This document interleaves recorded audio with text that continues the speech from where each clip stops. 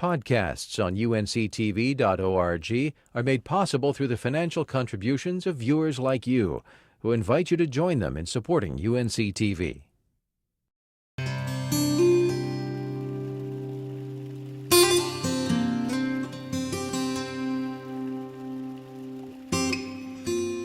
Well, the story is, and Coolamy, is that Coolamy got its name from the Native American who had come down and was drinking water cup from his hands. As he brought it up to his lips, he said, "It Coolamy." Others say it's a Native American word that means where the white oaks grow. Either way, by the turn of the 20th century, the owners of Irwin Mills decided this was the perfect location to build their cotton mill. This mill town, it was a wholly owned company town, and ads were in the newspapers asking the farmers to bring their horse teams, their mules, their oxen, and their sons to come build a brand new town on the banks of the South Yadkin River. Times were hard on the farm, so it wasn't a difficult sell.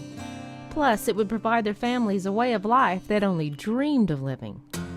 Good profits were made from the cotton mill by the mill owners, and a lot of their profits were poured back into the community to build schools, playgrounds, baseball team. The mill also built homes, or mill villages, for its employees.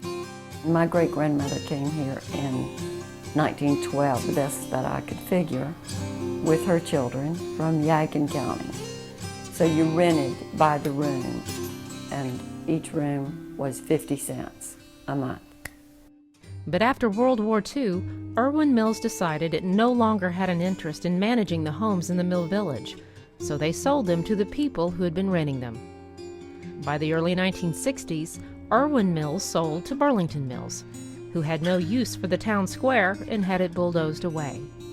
The only memory of the bustling center remains in a mural. By 1969, Burlington Mills had also closed.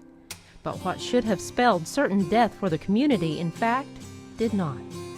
It's interesting because Coolamy as a community just thrived on because it was such a close, tight-knit place. Even when people started working elsewhere, the community remained, and it survived. Nearly a half-century later, Coolamy remains home to many of the mill hands' descendants. It's a quiet little town, and everybody knows everybody, and it's just a great place to live, a great place to grow up, a great place to raise a family. Making a trip here, you'll see that, and you'll instinctively feel that we're very proud of what we got and that we want to share it with people. This is what we call our Elders Wall. The way they share their history is through several museums and places of interest to help them remember with accuracy why Coolamy was and remains so special. The Zachary Holt House is now the Textile Heritage Center. It tells the true story of the mill hands and the life they led. My sister and I came up. We've been wanting to visit the museum because our grandfather actually worked in the mill and our great uncle ran the gas station. A lot of times working people get left out of history, and that doesn't happen when you come to Coolamy. The little Doffer boys and spinning girls, they're part of our pantheon of heroes, and we know their names. They're not just faceless textile operatives as they go down in the history books. 1 block away is the Mill House Museum, a home built in 1905 but restored to its heyday as a mill village home. This is the children's room in here. Everything in it is pre-1930. Everything from the lighting system to the floors. Even people who lived in other mill villages in the state feel a connection to the homes in Coolamy.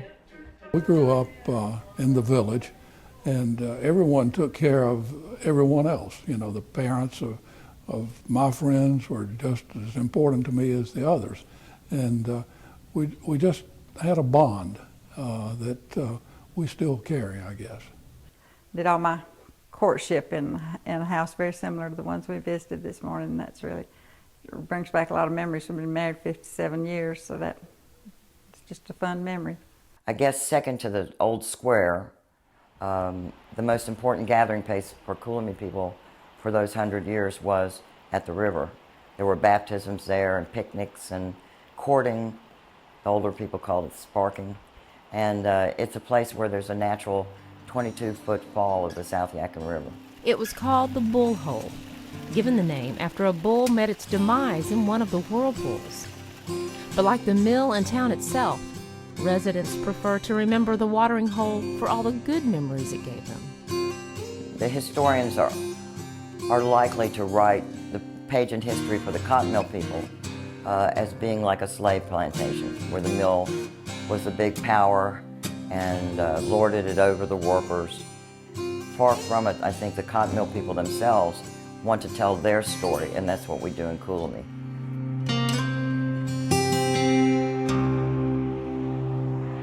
The Textile Heritage Center Museum is at 131 Church Street in Coolamy, North Carolina.